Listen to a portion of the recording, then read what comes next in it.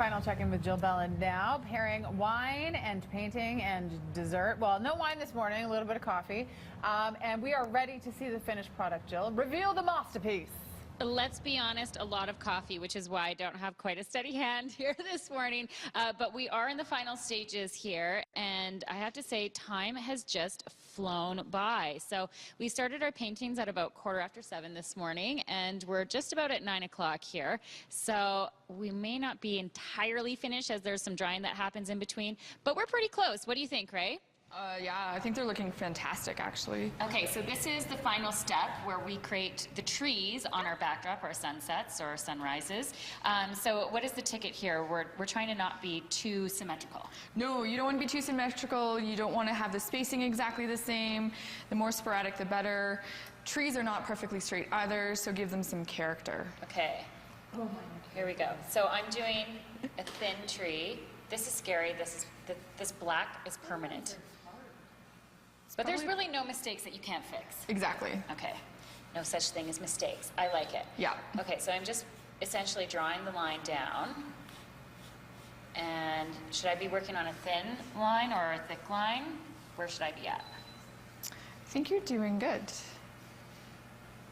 I think that tree, if it's somewhere between this one and this one, that's going to be good. Yep. And here's the thing, too, is that when you hold these classes, you're here to help coach or to help people execute any sort of creative ideas that they have. So definitely. Where you start is the template. Right. So basically, we have like the painting on the stage, and this is the main idea that we're trying to get across.